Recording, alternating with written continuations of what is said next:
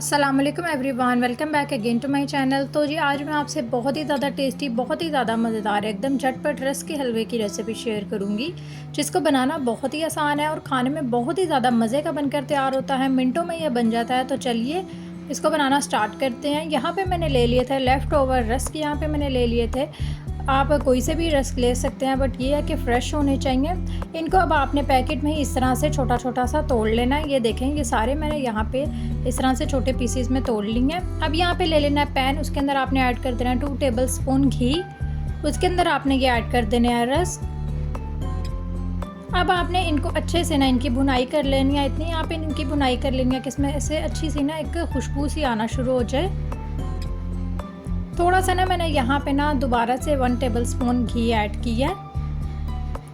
साथ ही इसमें 1 cup sugar add कर देनी है। अपने टेस्ट के अकॉर्डिंग भी आप इसमें शुगर ऐड कर सकते हैं। 1 कप इनफ है, तो मैंने इसमें 1 कप शुगर ऐड कर दिया। साथ साथ मैं इसकी भुनाई कर रही हूँ। इसमें से अच्छी सी खुशबू आना शुरू हो गई थी। अब मैंने इसमें ऐड कर देना है 2 कप यहाँ पे मिल्क। यहाँ पे मैंने ले लिया था, पहले मैंने इसमें 1 कप डाला है, बाद में जो है ना 1 कप और ऐड कर देंगे।